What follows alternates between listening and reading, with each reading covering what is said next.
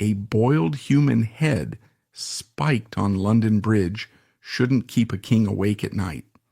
Yet, for 2 weeks, Bishop John Fisher's severed head refused to rot under the summer sun. Keeping a flushed, lifelike gaze toward the royal palace, it drove terrified citizens to their knees. This macabre sight forced a panicked Henry VIII to secretly dump the relic into the River Thames.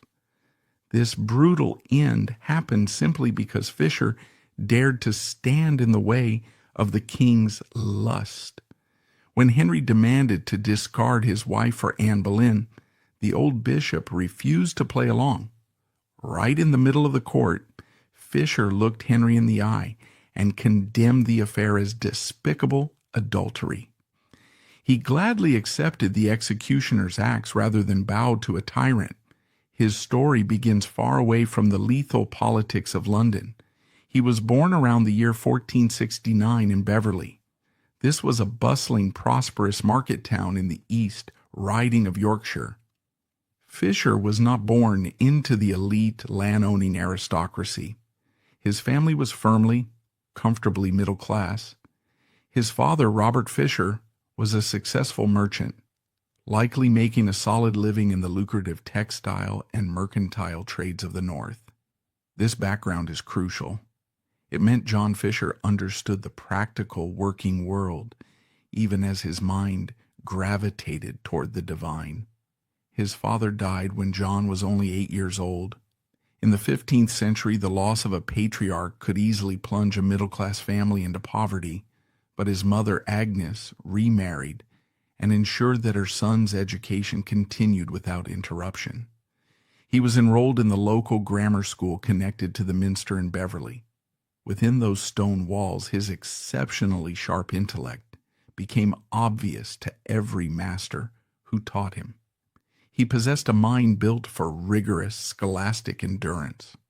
By the time he was 13 or 14 years old, an exceptionally young, highly unusual age even for the accelerated standards of the era, his masters realized they had taught him everything they could. He was sent south to study at Cambridge University. When John Fisher arrived at Cambridge in the early 1480s, it was not the glittering, globally renowned institution it is today. Many historians note that at the time English universities were somewhat isolated. They were steeped in heavy, outdated medieval scholasticism, lagging slightly behind the explosive intellectual awakenings happening in Italy and France. Fisher was not merely a student within this system, he was an absolute prodigy. Contemporary university records show a rapid, brilliant ascent. He earned his Bachelor of Arts degree in 1487. He earned his Master of Arts in 1491. His academic brilliance was matched only by his profound ascetic spiritual devotion. His vocation was so clear and his intellectual maturity so undeniable that the church made a rare exception for him. He was granted a special papal dispensation to be ordained as a Catholic priest at the age of 22, months before he had reached the strict canonical age requirement. He was elected a Fellow of Michael House, his college, and quickly became its master. But a brilliant mind in the late 15th century needed more than just a library to truly change the world. To enact massive structural change, an academic needed the protection and the financial backing of a powerful patron. John Fisher found the most powerful, influential patron in all of England. Her name was Margaret Beaufort. Margaret Beaufort was the mother of King Henry VII. She was the matriarch of the Tudor dynasty and the grandmother of the future king, Henry VIII. She was a woman who had survived the bloody, treacherous decades of the Wars of the Roses through sheer political genius. By the late 1490s, she possessed vast, almost unimaginable wealth. Furthermore, she possessed a deep, austere, highly rigorous Catholic piety. In 1498, Margaret Beaufort invited the young, brilliant academic from Cambridge to dine with her. The meeting was a profound meeting of the minds. Shortly after, she dismissed her current spiritual staff and appointed John Fisher as her personal confessor. It was a partnership that would completely reshape the landscape of English education. Margaret Beaufort had intended to leave her extensive accumulated fortune to the great Abbey of Westminster. However, as her spiritual advisor, Fisher gently but firmly redirected her vast resources. He convinced her that the future of the church and the future of the nation did not rely on building more stained glass windows for monks. It relied on educating a new, brilliant generation of priests and secular scholars. Together, the royal matriarch and the scholar looked at Cambridge University and decided to pull it into the modern age. With Margaret's royal wealth and Fisher's academic vision, they executed a master class in educational reform.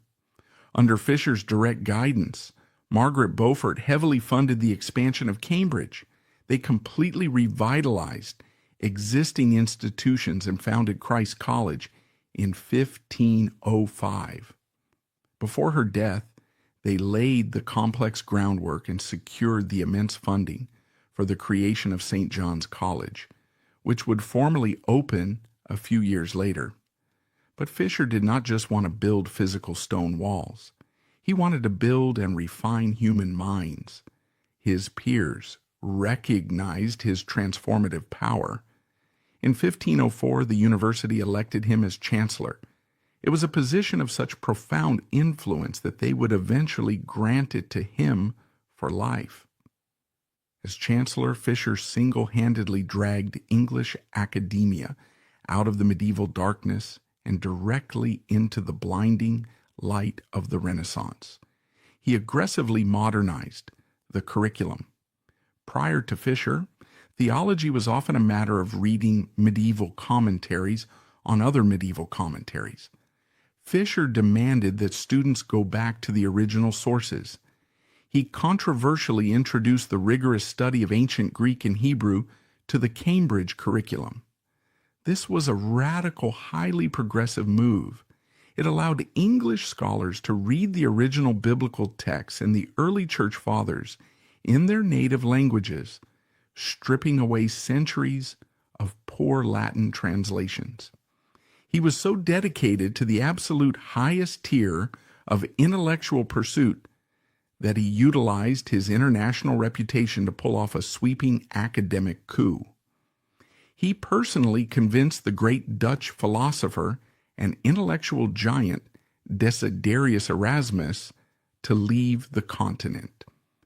Erasmus came to live and teach at Cambridge, firmly putting the English university on the map of the European intellectual elite.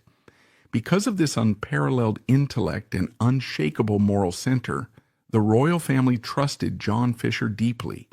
They trusted him so entirely that King Henry VII appointed the scholar to serve as the personal tutor to a young, robust royal prince. For a time, John Fisher was a highly respected presence in the royal apartments. While the poet John Skelton served as the official tutor to the young prince, many historical records suggest Fisher also played a profound guiding role in shaping the boy's early theological understanding. It is a dark irony of the Tudor era that this quiet scholar helped shape the spiritual environment of the exact monarch who would, decades later, maliciously sign his death warrant. The young prince who learned theology from the quiet scholar would one day transform into a ruthless dictator. But before the king's fragile ego fractured the peace of England, John Fisher was given a flock of his own. He was about to show the glittering, ambitious Tudor court exactly what a true prince of the church looked like. He would deliberately choose a life of punishing asceticism over the intoxicating temptations of royal power. In the highly political, fiercely ambitious hierarchy of the Tudor Catholic Church, a bishopric was rarely viewed merely as a spiritual calling. For many elite clerics, It was a lucrative financial asset. It was a stepping stone. In 1504, at the age of 35, John Fisher was appointed by King Henry VII as the Bishop of Rochester. If you look at a map of 16th century English dioceses, Rochester was geographically insignificant. It was a small, narrow slice of territory in Kent. But more importantly, for an ambitious courtier, it was exceptionally poor. It possessed a fraction of the vast, eye-watering wealth generated by prominent bishoprics like Winchester, Durham, or York. For the vast majority of Tudor clerics, being appointed to Rochester was a temporary inconvenience. It was a brief, necessary trial period to hold until a much wealthier, more prestigious seat opened up in the church hierarchy. John Fisher stayed in Rochester for 31 years. Throughout his incredibly long tenure, he flatly, consistently refused every single offer of promotion or transfer. When King Henry VII and later King Henry VIII offered him wealthier bishoprics, Fisher politely declined. He firmly believed in a traditional ancient theological concept. A bishop was spiritually married to his diocese. He famously remarked to his contemporaries that he would never abandon his poor, aging spiritual bride in search of a richer, more glamorous widow. This decision was not merely a rhetorical flourish. It was a deeply ingrained philosophy that dictated how he lived every single day. While many Renaissance cardinals and bishops lived like secular princes, throwing lavish banquets and accumulating immense personal fortunes, John Fisher embraced a life of extreme, punishing asceticism. He possessed an extensive, globally significant personal library. Many historians and bibliophiles consider it to have been one of the finest, most comprehensive collections of books in all of Europe. But his personal living conditions within the bishop's palace were deliberately, shockingly harsh.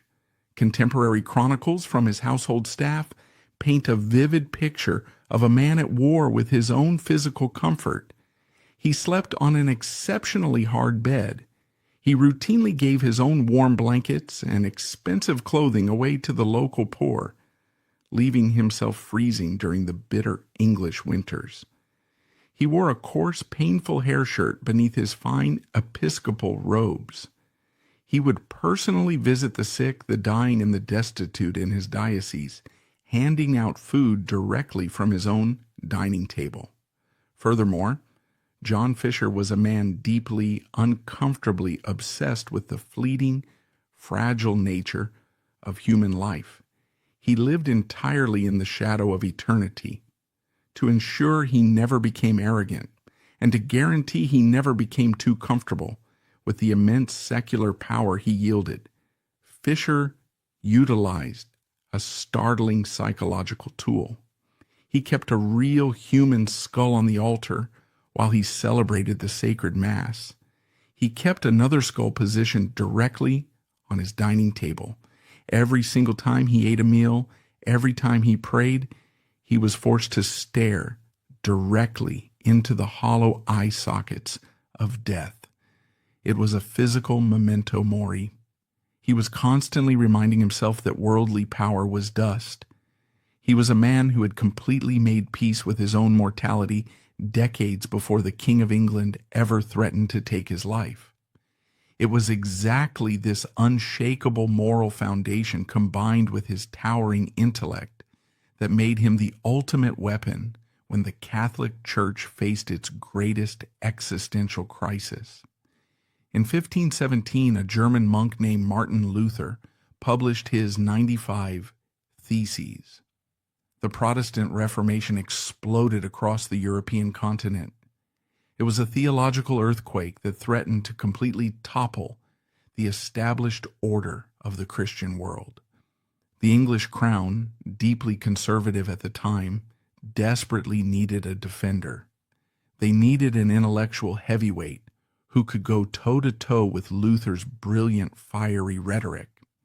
John Fisher, immediately stepped forward to the front lines of the theological battlefield. He did not fight with swords. He fought with the pulpit, and he fought with the printing press. Fisher preached sweeping, highly publicized sermons against Martin Luther. He frequently spoke at St. Paul's Cross in London, the most important public preaching venue in the entire nation.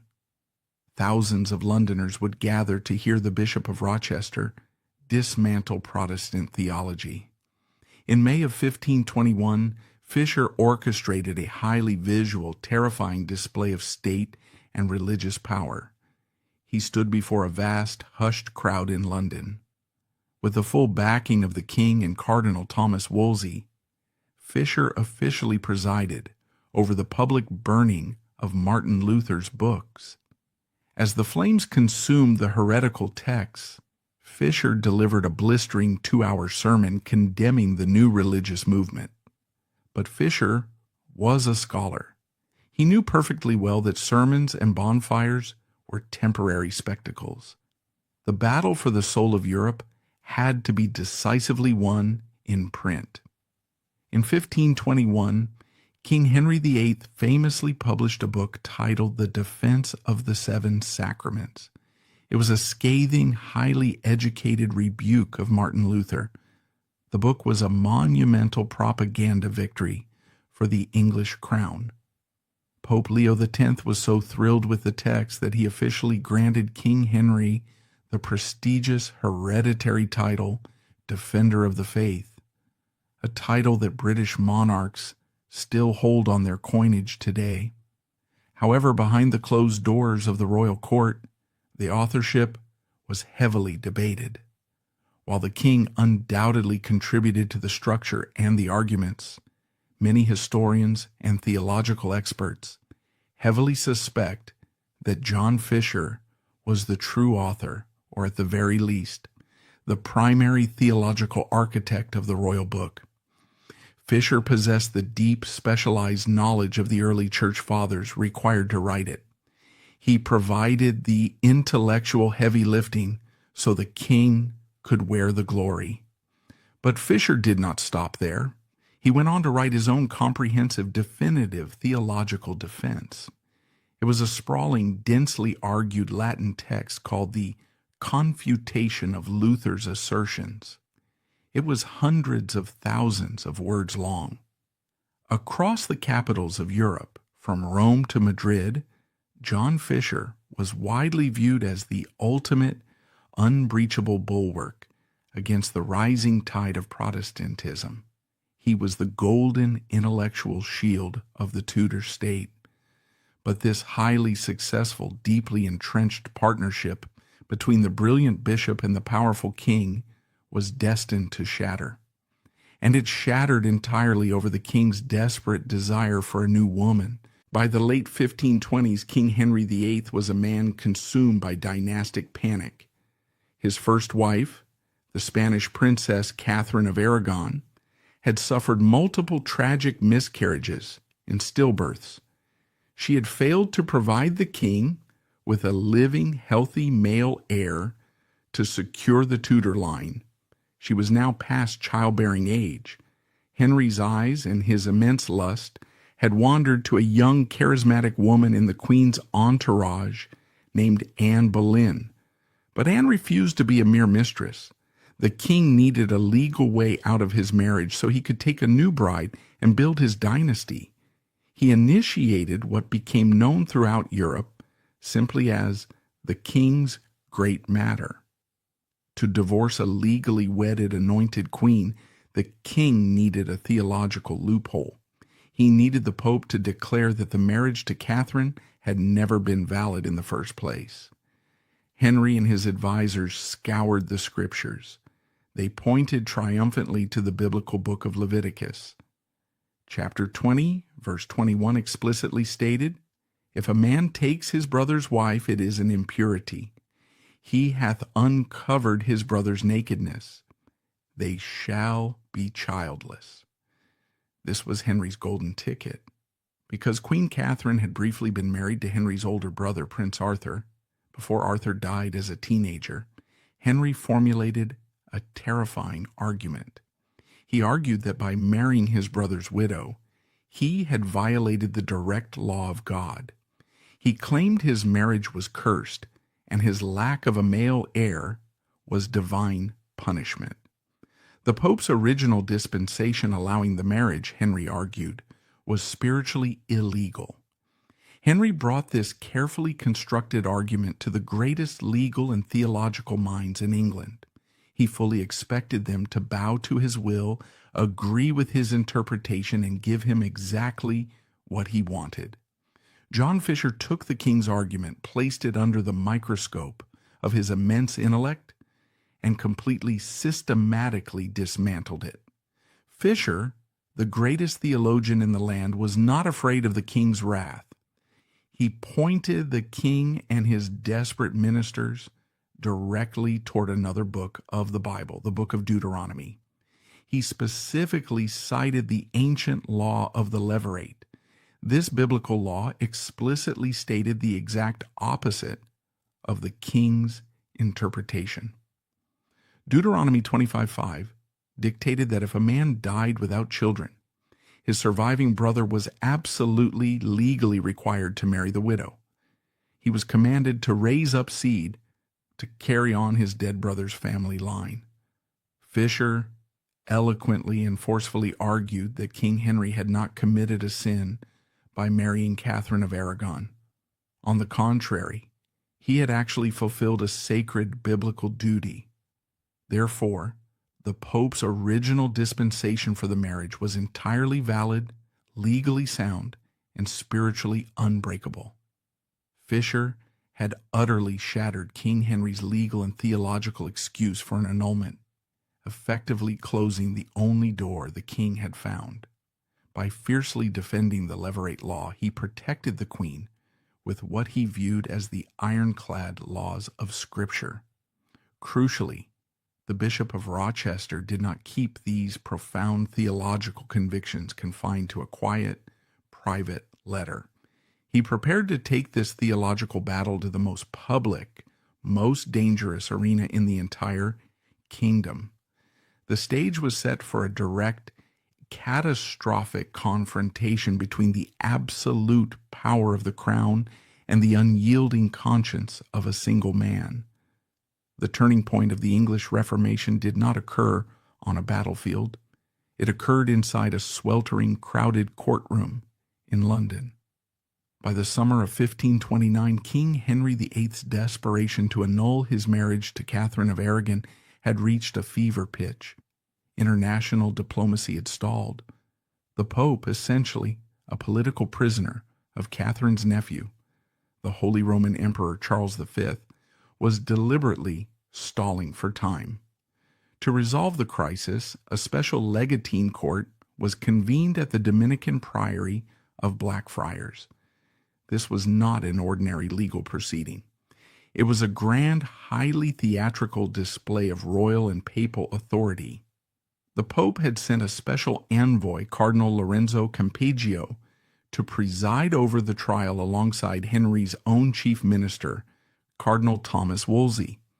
The entire English court, including the king and the queen, was present. The atmosphere inside Blackfriars was suffocating. It was designed to intimidate. It was designed to force anyone who opposed the king's will into terrifying, absolute silence.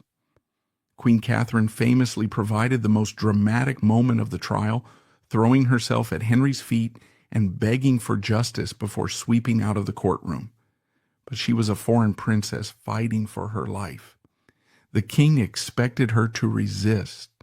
What the king did not expect was a betrayal from within his own intellectual ranks. On June 28, 1529, the court reconvened. The king's lawyers had just presented their complex, highly polished theological arguments as to why the royal marriage was cursed by God. The room fell silent, expecting the routine confirmation of the king's brilliance. Instead, a frail 60-year-old man in bishop's robes stood up. John Fisher stepped into the center of the court. He did not ask for permission to speak. He did not offer groveling apologies to the sovereign. Fisher, fully aware of the lethal danger he was stepping into, publicly defended Queen Catherine. He addressed the papal legates directly. In a booming, unwavering voice, Fisher declared that the royal marriage was valid, sacred, and absolutely unbreakable by any earthly court. He presented the judges with a meticulously researched book he had written, detailing the theological impossibility of the king's divorce. Fisher told the stunned, completely silent courtroom that he was willing to lay down his life to defend the sanctity of this specific marriage. Then the Bishop of Rochester made a highly calculated, legally fatal comparison. He likened himself to St. John the Baptist. In the deeply religious society of Tudor England, every single person in that courtroom knew the biblical story. John the Baptist was the holy prophet who had publicly condemned King Herod for entering into an unlawful, lust-driven marriage with his brother's wife, Herodias. For his defiance, John the Baptist was imprisoned and brutally beheaded. The implication of Fisher's metaphor was unmistakable. It was profoundly, unforgivably insulting. By calling himself John the Baptist, Fisher was publicly branding King Henry VIII as a lust-driven, tyrannical King Herod. He was branding Anne Boleyn as the wicked Herodias. And he was predicting his own violent death. He had humiliated the King of England in front of the Pope's ambassador, the highest lords of the realm, and the watching eyes of Europe. King Henry's massive ego was bruised beyond repair. Contemporary chronicles show that Henry was so violently enraged by Fisher's speech that he personally drafted a furious, rambling Latin manuscript in response, directly attacking his former tutor's arrogance. From that exact moment, in 1529, the intellectual partnership was dead. John Fisher was a marked man.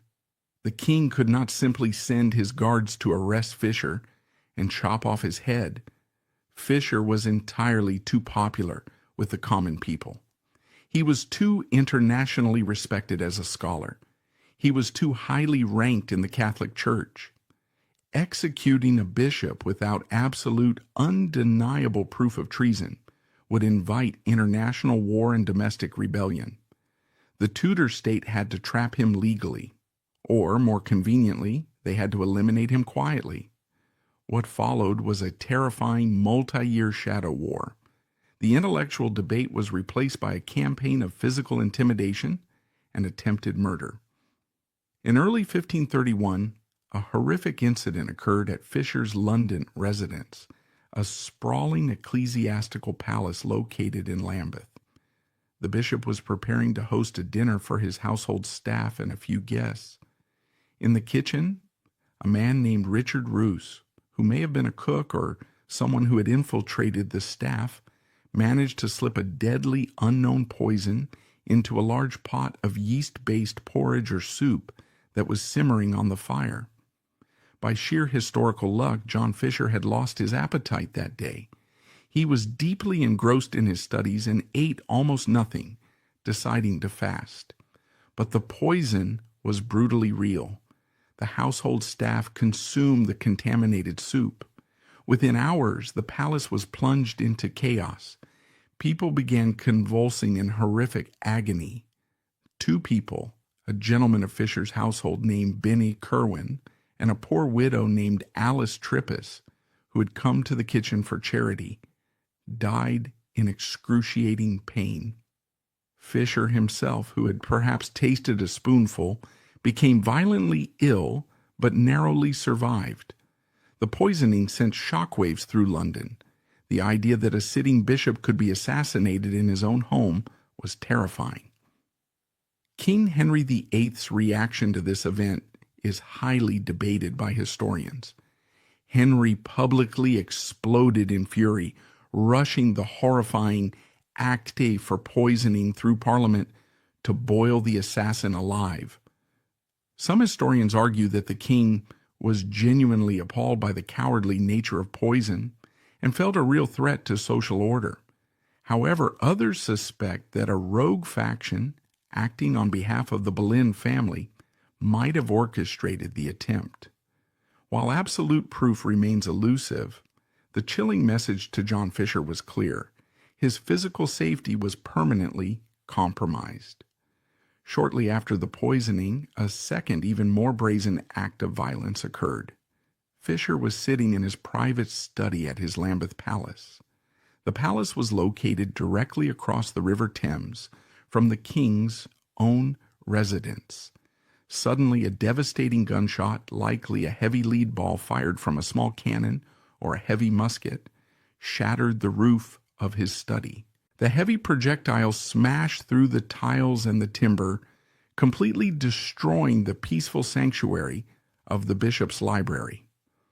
While the exact intent remains heavily debated by modern historians, some viewing it as a deliberate assassination attempt from the Boleyn faction, others as a terrifyingly close stray shot, John Fisher realized that the Shadow War had escalated into open violence. He could no longer safely remain in the capital. He retreated to the country, hoping that distance would cool the king's wrath. But the king's anger was only just beginning to formalize into a much more insidious campaign. A stray cannonball through a study roof was a clumsy, amateurish method of assassination, and the Tudor state quickly changed its tactics. King Henry VIII and his rapidly rising chief minister, Thomas Cromwell, realized they needed a much more sophisticated weapon. If physical force could not quietly silence the frail Bishop of Rochester, they decided to deploy the terrifying, inescapable machinery of the English legal system to publicly trap him. If they could not legally murder John Fisher, they would financially and politically suffocate him. By the end of 1530, the king's great matter, his desperate quest to divorce Catherine of Aragon, was completely stalled. The Pope refused to grant the annulment. The king was trapped in a legally binding marriage. His frustration mutated into a dangerous, sweeping radicalization. Thomas Cromwell, a shrewd, legally trained political operator, whispered a revolutionary idea into the king's ear. If the Pope in Rome would not grant the divorce, the King of England should simply fire the Pope. Henry should take absolute supreme control of the English Church himself. But to do this, the crown had to break the independent spirit of the English clergy.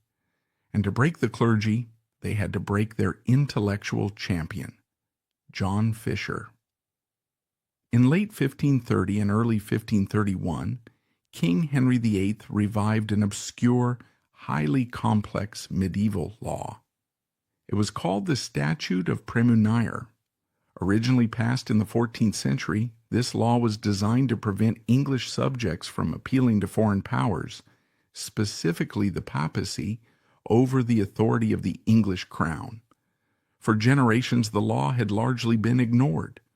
The English Church operated in a delicate shared balance of power between London and Rome. Henry weaponized this ancient statute with devastating blanketing effect. He did not just charge John Fisher. He formally accused the entire English clergy of committing praemunire. The charge was breathtaking. He claimed that by recognizing the Pope's legal authority, every single priest, abbot, and bishop in the country had committed an act of treason against the king. The penalty for praemunire was catastrophic.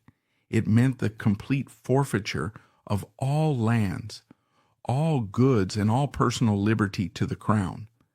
The king held a legal knife to the throat of the entire Catholic Church in England. Henry offered them a heavy, humiliating pardon. To buy their way out of this fabricated legal crisis, the clergy of the Convocation of Canterbury had to pay the king a crushing, extortionate fine of £100,000. In the 16th century, this was an astronomical sum. It would bankrupt monasteries and drain the church's coffers. But the money was only the first part of the ransom. The king demanded something far more dangerous. He demanded that the convocation officially, legally recognize him as the sole protector and supreme head of the English church and clergy. This title was a theological earthquake. It completely severed England from 1,000 years of Catholic tradition. It placed a secular, worldly politician at the absolute head of a spiritual institution. The English clergy were absolutely terrified. They were facing financial ruin and mass imprisonment. They gathered in the convocation, deeply panicked, ready to completely capitulate to the king's tyrannical demands. But John Fisher, despite his advanced age, his physical frailty, and the recent attempts on his life, traveled from the safety of Rochester back into the lion's den. He stepped into the convocation and orchestrated a master class in legal and theological resistance. Fisher knew he could not simply tell the clergy to refuse the king. Henry would destroy them all. He had to find a legal loophole that would pacify the king's temper without sacrificing the eternal soul of the church. He analyzed the king's demanded title. Then Fisher proposed adding just 5 specific, highly calculated Latin words to the end of the king's document. He convinced the terrified clergy to agree to the king's new title, but only with this strict conditional clause, quantum per Christi legem licet. Translated into English, this phrase meant they recognized Henry as the supreme head of the church, as far as the law of Christ allows. It was a stroke of absolute, breathtaking legal genius. To the casual observer, it looked as though the clergy had surrendered. King Henry VIII received the document, saw his new title, and accepted the £100,000. But to any trained theologian, John Fisher had just entirely neutralized the king's supreme power. Fisher knew, and the king's own lawyers quickly realized, that according to Orthodox Catholic doctrine, the law of Christ absolutely did not allow a secular earthly king to govern the spiritual church. That authority was explicitly given to St. Peter and his papal successors. Fisher had given the king the exact words he demanded, but he had completely stripped them of any actual legal or theological authority. It was a polite, elegantly disguised, but legally binding no. When the king and Thomas Cromwell realized they had been outmaneuvered by the frail Bishop of Rochester, their fury was profound.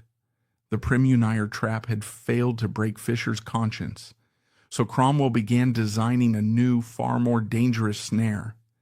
This time, he would not attack the entire clergy. He would target Fisher directly, and he would use a vulnerable young woman to do it.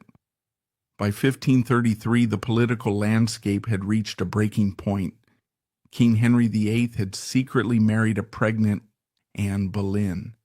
He had ordered Archbishop Thomas Cranmer to formally, legally declare his marriage to Catherine of Aragon null and void. Anne Boleyn was crowned Queen of England. The public was outraged. They loved Catherine. They deeply resented Anne. And in the county of Kent, right in the heart of John Fisher's own diocese, a powerful voice of public dissent arose. Her name was Elizabeth Barton. She was widely known as the Holy Maid of Kent. Elizabeth Barton was a young, deeply religious Catholic nun. For several years, she had been experiencing intense, highly publicized spiritual visions and trances.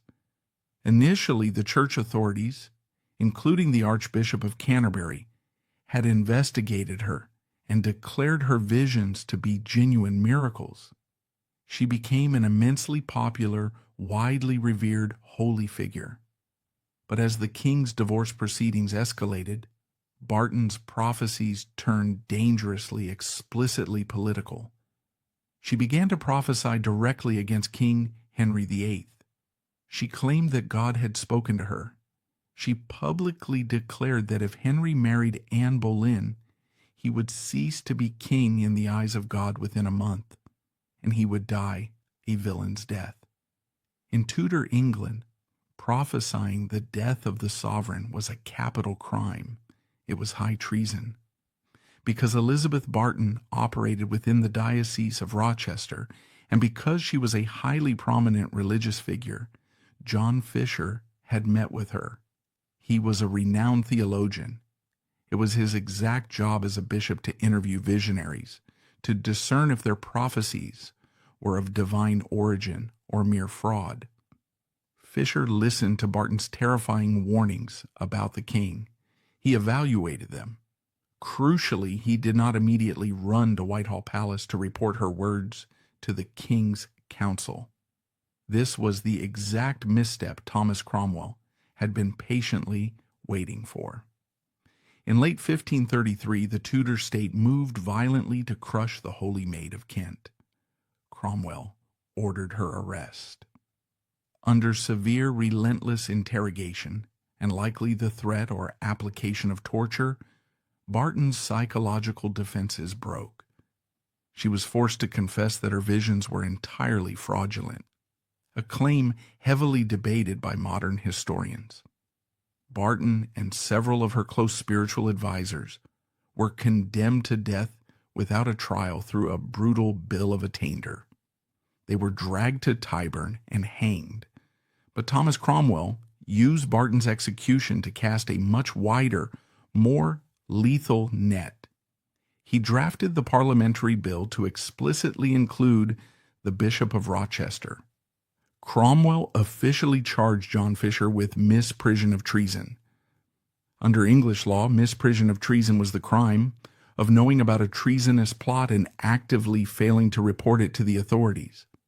Cromwell argued that because Fisher had listened to Barton prophesy the king's death and had remained silent, he was legally complicit in her treason. Fisher fought back brilliantly from his home in Rochester. He was too sick to travel to London, suffering from severe fevers and exhaustion. He wrote eloquent, highly detailed letters of defense directly to the House of Lords and to Thomas Cromwell. Fisher's legal defense was ironclad.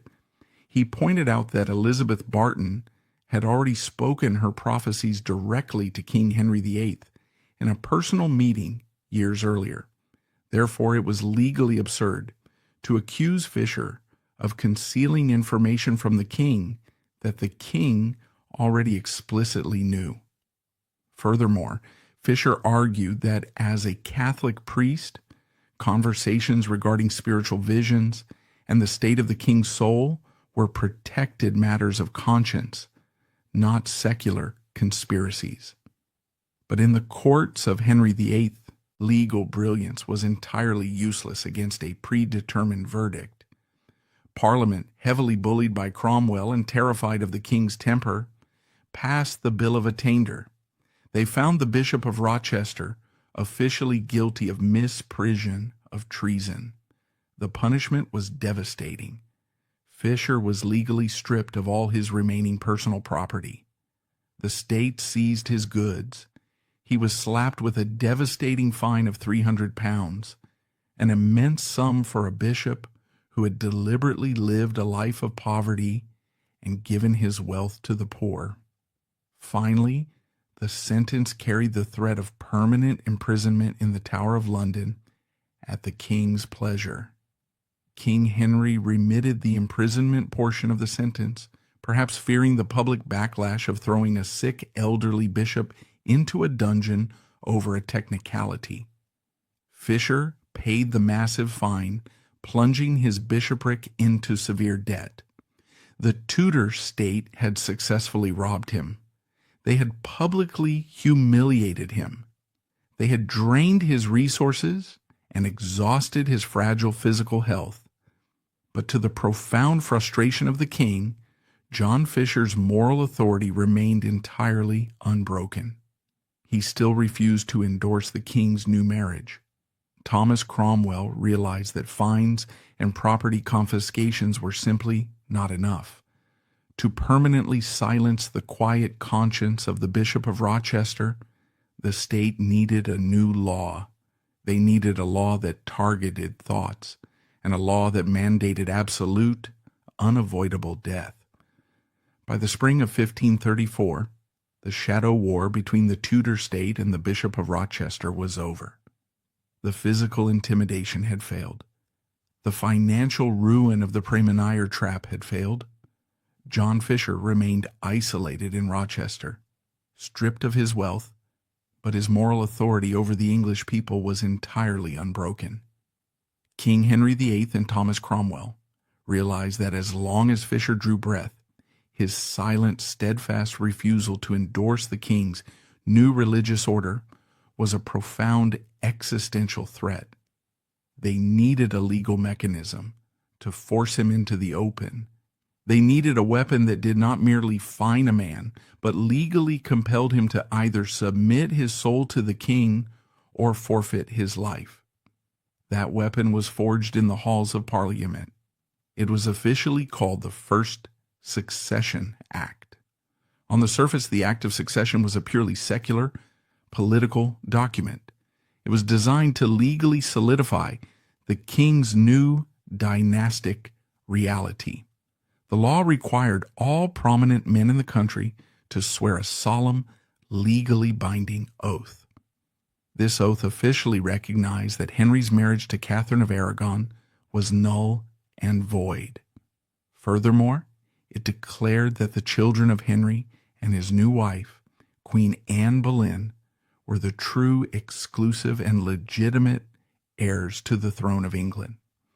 To refuse the oath was to be declared guilty of misprision of treason, resulting in immediate imprisonment and the total loss of property.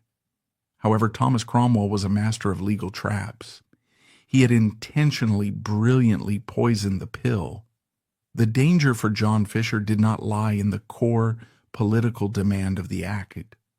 The danger lay in the highly specific theological language embedded deep within the preamble to the oath.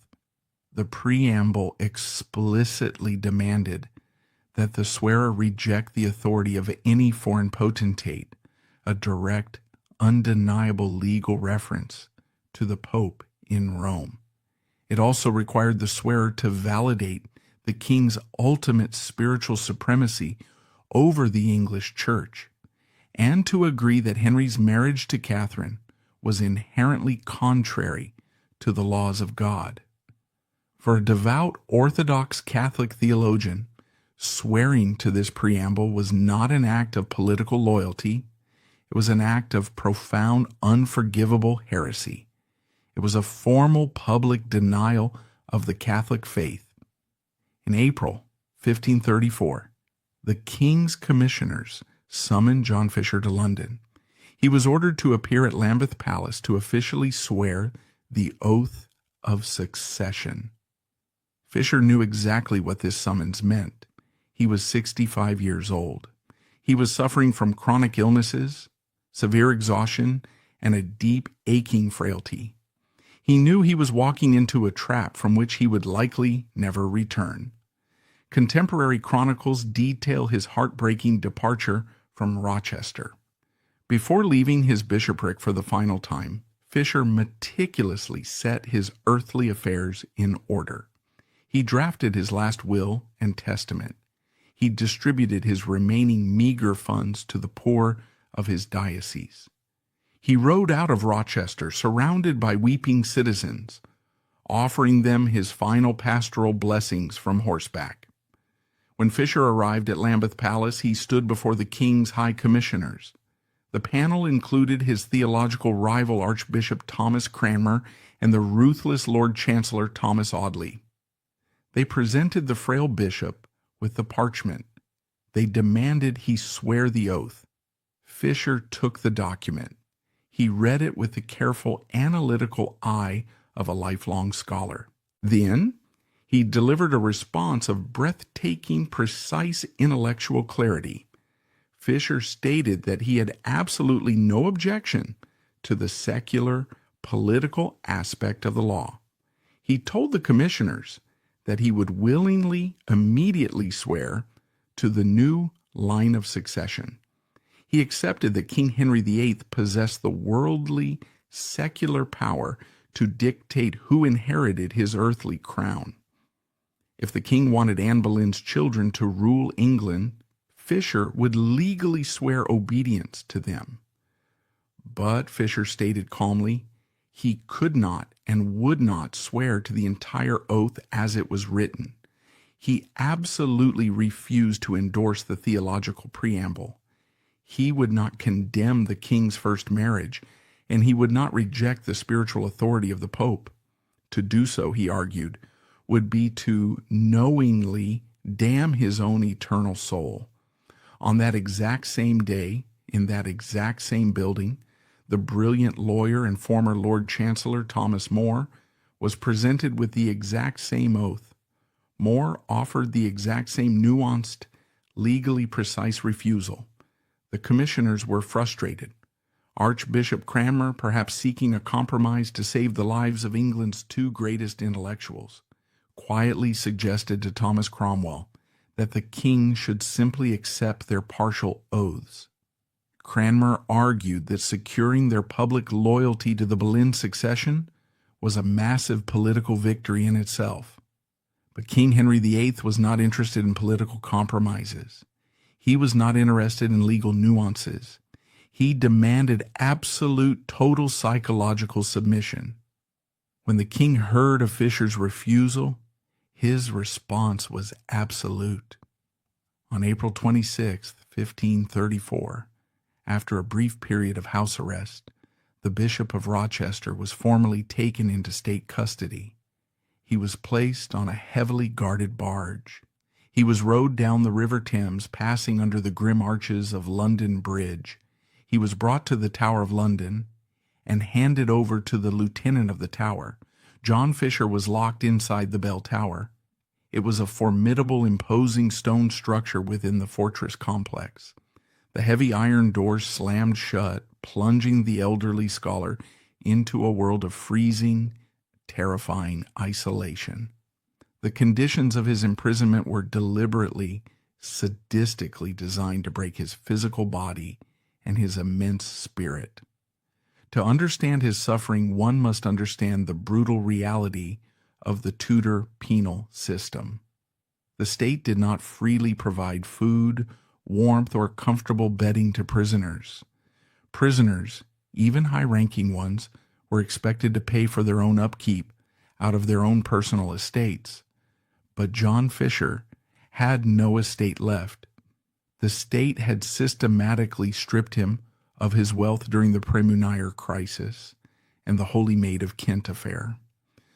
Upon his arrest for refusing the oath, the crown legally confiscated his final remaining assets. They even seized his legendary extensive personal library, boxing up his thousands of books and scattering them. Consequently, the Bishop of Rochester was rendered entirely destitute. He was a prisoner in a stone cell, and he had absolutely no money to buy food, firewood, or warm clothing from his jailers. The winter of 1534 into 1535 was recorded as exceptionally bitter and cold. Fisher was 65 years old, an advanced age for the era. His ascetic lifestyle had left him with very little physical reserve. Now he was locked in a freezing, damp, unheated stone room. He was given barely enough terrible, low-quality food to keep his heart beating. He was denied adequate blankets. He was strictly denied access to his beloved books, and he was denied the comfort of a visiting Catholic priest. The crown was playing a highly calculated, deeply cynical waiting game. Thomas Cromwell and King Henry VIII knew that putting a sitting bishop on trial for his life was a geopolitical nightmare. It would outrage the Catholic powers of Europe. It would invite excommunication. Instead, the Tudor state hoped that the brutal, freezing winter in the bell tower would do the executioner's work for them. They calculated that if they starved and froze the frail old man, he would simply die a natural death of disease or exposure in his cell. If he died quietly in the dark, the king would be permanently rid of his greatest intellectual enemy without suffering the international political fallout of a public beheading. But the stubborn, highly disciplined scholar from Yorkshire refused to die. He sat in the freezing darkness for months. His body wasted away until surviving accounts describe him as little more than a skeleton draped in pale, sickly skin. Yet, his mind remained incredibly sharp, and his spirit remained unbroken. We know the exact horrifying extent of his suffering because of a desperate, surviving letter he wrote from his cell. In late 1534, Fisher managed to pen a letter directly to Thomas Cromwell. It is one of the most heartbreaking, poignant documents of the Tudor era. The great scholar, the former Chancellor of Cambridge University, was forced to beg the king's minister for the absolute most basic human necessities. Fisher wrote, "I have neither shirt nor suit, nor yet other clothes that are necessary for me to wear, but that be ragged and rent too shamefully. Notwithstanding, I might easily suffer that, if they would keep my body warm." He pleaded for a little fire in his cell to keep his thin blood from freezing. He begged for some better food, noting that his digestion was failing and the prison slop was killing him. He ended the letter by asking Cromwell to have pity on him, appealing to his basic Christian charity. Cromwell's exact response is lost to history, but the conditions in the tower barely improved. The state continued to apply the slow, crushing pressure of physical deprivation. However, news of the bishop's horrific treatment could not be contained behind the thick walls of the tower. Smugglers, sympathetic guards, and foreign ambassadors carried the whispers of Fisher's suffering across the English Channel. The news eventually reached the highest halls of the Vatican in Rome. In May of 1535, a new pope had recently ascended to the throne of St. Peter. Pope Paul III was horrified by the reports of the starving, freezing Bishop of Rochester. The Pope decided to intervene. He orchestrated a desperate, high-stakes diplomatic maneuver intended to save John Fisher's life. He believed that the King of England had forgotten the sacred, untouchable hierarchy of the global church. Pope Paul III officially, publicly elevated the imprisoned John Fisher to the rank of cardinal. He was assigned the titular church of San Vitale in Rome. This was not a mere honorific title. In 16th century geopolitics, a cardinal was a prince of the church. They possessed a level of international diplomatic immunity. They were the highest-ranking officials in the Christian world, second only to the Pope himself. The Pope calculated that King Henry VIII, no matter how tyrannical, angry, or desperate he had become, would never dare to legally execute a sitting cardinal. To murder a prince of the church would be a catastrophic violation of international norms. It would universally brand Henry as a heretic and a monster, virtually guaranteeing a holy war against England by the combined Catholic powers of France and the Holy Roman Empire. The Pope genuinely believed the red hat would function as an impenetrable absolute shield around the starving man in the bell tower. But the Pope deeply misunderstood the total, absolute psychological transformation of King Henry VIII. The king no longer cared about international norms. He no longer feared the Pope. He recognized no authority on earth or in heaven higher than his own royal will.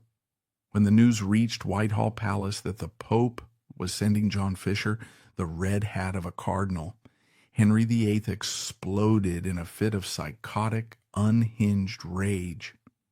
Later, Catholic chronicles and historical biographies record the king's terrifying, legendary reaction.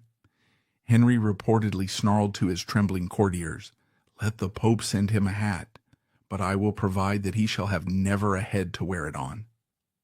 The diplomatic shield had instantly morphed into a death warrant. The king's pride had been directly challenged by Rome. The existence of Cardinal Fisher was now an intolerable insult to the crown. King Henry VIII commanded his government that the old man in the tower must die. But Henry, always a tyrant who preferred the neat illusion of the law, still had a massive legal problem. Fisher's disciplined silence meant the state had no prosecutable evidence. To execute the bishop, the Tudor regime prepared to orchestrate one of the most legally corrupt betrayals in the history of English jurisprudence. Imagine a legal system so utterly desperate to legitimize a monarch's will that it resorts to sacrilegious deception. Picture a government that publicly boasts of its strict adherence to the law, yet privately sends its highest officers into a freezing dungeon to lie, cheat, and violate the most sacred oaths of the Christian faith. The machinery of death had suddenly stalled against the quiet resilience of one starving old man. To restart it, Cromwell knew he had to manufacture a crime out of thin air. The obstacle was the Treason Act of 1534. When Thomas Cromwell originally drafted this brutal legislation, Parliament had balked at its terrifying scope.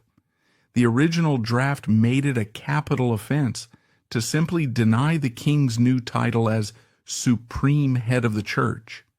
However, the members of Parliament, terrified for their own lives, forced a crucial, highly specific legal safeguard into the text.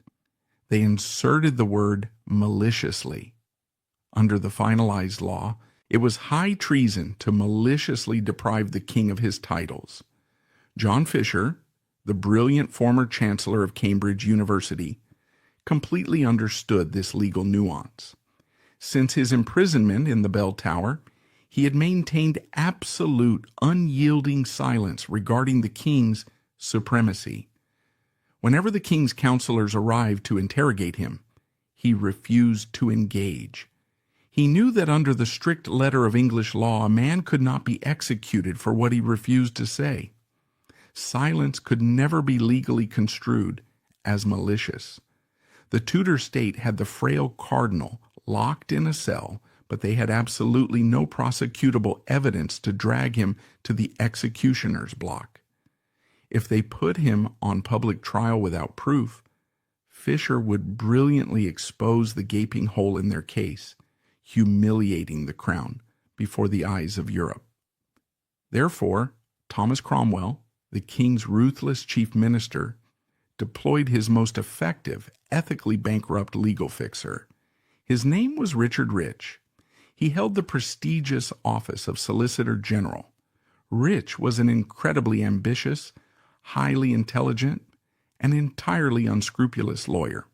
He was a man willing to perform the darkest, most corrupt tasks of the Tudor state in exchange for wealth and political advancement. He was the perfect instrument for a state-sponsored assassination disguised as jurisprudence. On May 7, 1535, the heavy iron door of the bell tower swung open. Richard Rich stepped into the freezing, damp gloom of John Fisher's cell. The newly elevated cardinal of the Catholic Church had been stripped of every earthly comfort. Yet, despite being wrapped in rags within the freezing dampness, he maintained an aura of quiet, intimidating dignity. According to the testimony later presented in court, Rich spun a masterful psychological trap. The Solicitor General looked the starving old man in the eye and lied with chilling conviction, telling Fisher that he was not there as an interrogator. He claimed he was there as a highly confidential secret messenger sent directly by King Henry VIII himself. Rich told Fisher that the king was secretly suffering from a deeply troubled conscience regarding his new title as supreme head of the church. He claimed the king was spiritually lost and desperately wanted Fisher's private, honest, pastoral advice on the matter. To seal the deception, Richard Rich swore a profound oath. He swore on the king's honor, and he solemnly swore on his own immortal soul that whatever Fisher said in that cell would remain strictly, permanently confidential. Rich explicitly promised the cardinal that his words would be treated under the sacred, unbreakable seal of confession between a Catholic priest and a troubled soul. He guaranteed that no legal action would ever be taken based on his answer. It was an appeal perfectly tailored to destroy John Fisher. Fisher was a stubborn intellectual, but fundamentally, he was a dedicated pastor. He was a deeply Orthodox Catholic priest. Furthermore, he was the man who had personally tutored King Henry VIII when the king was just a boy. The idea that his former pupil was finally experiencing spiritual remorse, that the king was reaching out for genuine pastoral care, pierced through Fisher's disciplined legal armor. Acting in his capacity as a priest, fulfilling his sacred duty to counsel a soul in jeopardy, John Fisher finally spoke his mind. He looked at Richard Rich and told him the plain, unvarnished theological truth. Fisher stated that according to the laws of God and the history of the Christian faith, the King of England could not possibly be the supreme head of the church. That authority belonged exclusively to the Pope. The trap instantly, violently snapped shut. Richard Rich did not offer a theological rebuttal. He did not engage in debate. He immediately stood up, turned his back on the frail old man, and walked out of the freezing cell. He went directly to Thomas Cromwell and wrote down every single word Fisher had spoken. Rich used that private, spiritually protected, highly manipulated conversation as the sole foundational piece of evidence to formally charge John Fisher, Cardinal of the Catholic Church, with high treason. The betrayal was an act of profound, unprecedented legal and spiritual corruption. The Tudor state had essentially criminalized the sacrament of confession.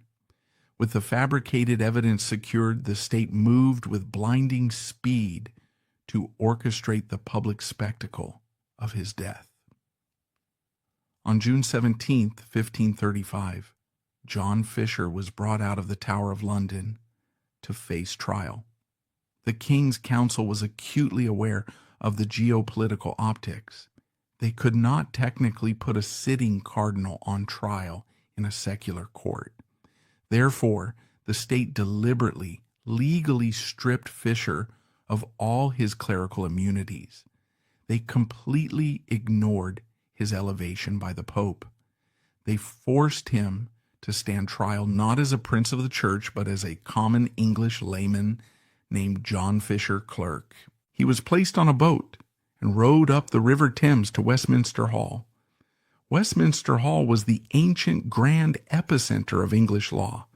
It was a cavernous room with a magnificent hammer beam roof. It was the exact same room where 6 years earlier Fisher had stood up and publicly defended Queen Catherine of Aragon, humiliating the king. Now he was returning to that room as a condemned prisoner. The trial was a grotesque, meticulously choreographed sham. The bench was packed with the highest legal officers of the realm, men who were completely loyal to and utterly terrified of King Henry VIII. The panel of judges was led by the Lord Chancellor, Thomas Audley, Thomas Cromwell, and Thomas Cranmer. A jury of 12 men had been selected, heavily pressured to deliver the verdict the Crown demanded. John Fisher was profoundly weakened by his imprisonment, having to support himself against the wooden bar of the courtroom. Yet while his body was failing, his razor-sharp intellect and serene composure remained entirely intact, standing in stark contrast to the panicked urgency of the Crown's lawyers. When the charge of high treason was read, Fisher eloquently defended himself before the hostile judges. He did not deny speaking the words to Richard Rich. Instead, he systematically dismantled the legality of the charge by pointing directly to the Treason Act. He reminded the court that the law explicitly required a person to speak maliciously against the king. Fisher brilliantly argued that his words completely lacked malice. He did not need to recount the deceptive traps set in his cell. He simply anchored his defense on the sacred, unbreakable seal of pastoral care. He powerfully asserted that answering a direct spiritual question posed under a strict promise of immunity by the king's own envoy could never be legally construed as a malicious attack on the crown.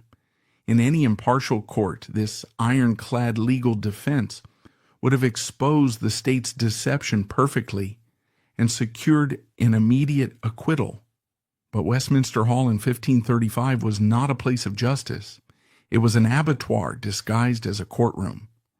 Lord Chancellor Thomas Audley looked down from the bench. He did not possess the intellectual capacity to debate Fisher, so he simply bent the fundamental laws of England to fit the king's insatiable bloodlust. Audley ruled from the bench, establishing a terrifying, tyrannical legal precedent. He declared that the very act of denying the king's title was, by its very definition, inherently malicious. Audley ruled that the context of the conversation did not matter. The privacy of the cell did not matter. The trickery, the lies, and the promises of the Solicitor General did not matter. According to the Lord Chancellor, if the words left your mouth, the malice was legally assumed. It was a catastrophic ruling that completely destroyed the parliamentary safeguard written into the Treason Act.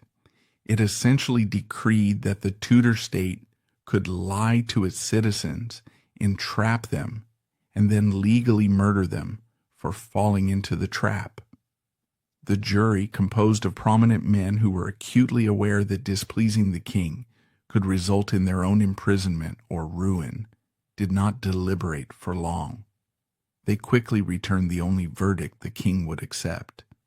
They found the 65-year-old starving cardinal guilty of high treason. Lord Chancellor Audley donned the traditional black cap and delivered the horrifying mandatory sentence required for treason in Tudor England. He sentenced John Fisher to be drawn on a wooden hurdle through the muddy, filthy streets of London to the execution grounds at Tyburn. There he was to be hanged by the neck until half dead. It was the absolute maximum terror the state could inflict upon a human body.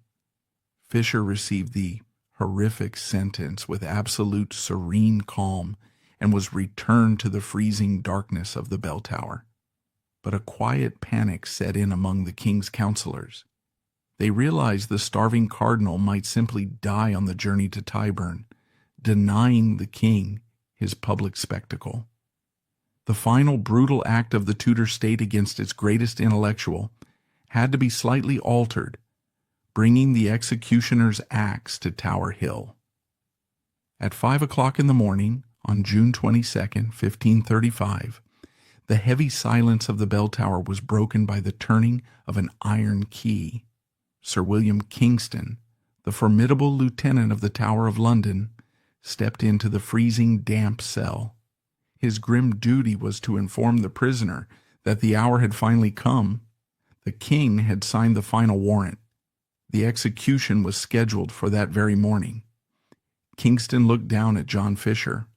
After 14 months of deliberate state-sponsored deprivation, the 65-year-old cardinal had been pushed to the absolute limits of human endurance. However, a profound, unshakable peace radiated from him. Many historical accounts record a remarkable, profoundly calm exchange between the two men. When Kingston delivered the death warrant, Fisher did not weep. He did not beg for his life. Instead, the exhausted scholar looked up at the lieutenant and made a very simple human request. He asked if he could sleep for just 2 more hours. He explained that he had rested poorly the night before, not out of fear, but due to his chronic, racking illnesses. Kingston, perhaps moved by the sheer dignity of the frail old man, agreed. He locked the door and let the condemned cardinal sleep. When Fisher finally woke at 7 o'clock, he called for his servant. He gave a specific, highly unusual order. He asked the servant to help him dress in his absolute finest, cleanest clothes. He requested his fur tippet and his best unsoiled shirt. His servant was confused and deeply distressed. Weeping, the man asked his master why he cared so much about his physical appearance. He asked why he was dressing up on the very day his body was going to be brutally butchered on a public scaffold. John Fisher looked at his weeping servant and smiled. He replied with a sentence that has echoed through history. "Dost thou not mark that this is our marriage day?" Fisher did not view the impending execution as a political defeat. He viewed it as his ultimate spiritual victory. He was a bishop preparing to finally meet the divine bridegroom he had served his entire life. He was preparing for a holy union, and he intended to arrive dressed appropriately for the occasion. Because of his severe starvation, Fisher was entirely too weak to walk the grueling distance from the bell tower to the execution grounds. The tower guards had to bring a simple wooden chair. They lifted the frail cardinal into it and carried him out into the morning light toward the towering wooden structure on Tower Hill. As he was being carried through the crowds, Fisher held a small worn copy of the New Testament. He opened the pages at random, seeking a final piece of divine comfort. According to contemporary witnesses, his eyes fell directly on the Gospel of John, chapter 17, verses 3 and 4. The text reads, "And this is life eternal, that they might know thee, the only true God. I have glorified thee on the earth. I have finished the work which thou gavest me to do." Fisher read the words quietly. Then he closed the book forever. He looked at the heavily armed guards carrying his chair and said, "Here is even learning enough for me to my life's end." When the procession finally reached the base of the massive wooden scaffold, the enormous London crowd fell into a stunned, heavy silence. They were looking at a man who appeared already dead, but Fisher refused to show any fear. He politely but firmly waved away the hands of the guards who tried to physically carry him up the final wooden steps.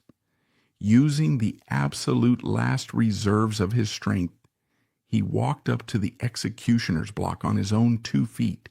He stood at the wooden rail. He spoke clearly, his voice carrying over the silent crowd. He did not deliver a long, rambling political defense. He simply asked the people of London to pray for the king. He stated boldly and unequivocally that he died willingly for the faith of Christ's holy Catholic Church. He then turned to the masked executioner.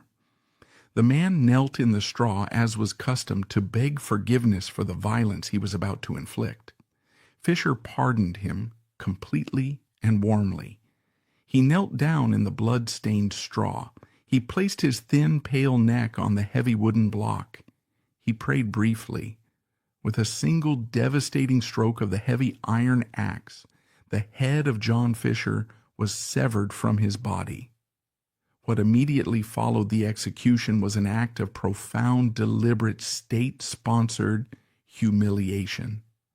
The King's Council, likely guided by the ruthless pragmatism of Thomas Cromwell, wanted to completely demystify the cardinal. By direct order, Fisher's headless body was stripped entirely naked. His frail, aged, and abused corpse was left exposed on the bloody planks of the scaffold under the hot summer sun for the entire day. Halberdiers stood a heavy guard to ensure that no sympathetic citizen could approach to cover him with a cloak. It was a brutal visual message to the public. This prince of the church is nothing but earthly meat. As evening finally fell, the executioners tossed the body roughly into a shallow, unmarked grave in the nearby churchyard of All Hallows by the Tower. There was no priest. There was no prayer. There was no shroud. But as we witnessed at the very beginning of this story, the Tudor regime's attempt to erase the cardinal spectacularly backfired on London Bridge. The state had expected his severed head, displayed on a prominent spike, to rapidly decay into a terrifying deterrent. Instead, it refused to rot. To the deeply religious people of Tudor London, this defied the natural order.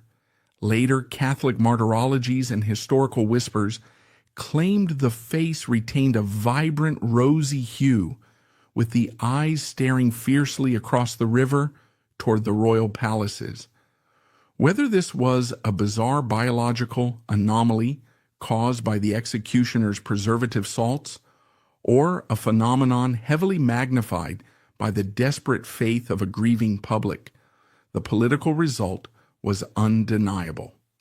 The macabre sight completely paralyzed traffic across the Thames, transforming a calculated act of psychological terrorism into an unauthorized holy shrine. Exactly 14 days later, a panicked Tudor government secretly ordered the head tossed into the dark waters of the River Thames. King Henry VIII successfully formalized a chilling era of state terror. He fundamentally reshaped the English landscape and bent the laws of the realm to fit his own desires. But he entirely failed to erase the symbol he had created. The quiet, stubborn scholar outlived the tyrant's legacy. Exactly 400 years later, in 1935, the Catholic Church officially canonized him as St. John Fisher. Ultimately, the Tudor state's brutal execution of a frail prisoner was permanently transformed into an eternal testament of unyielding intellectual integrity.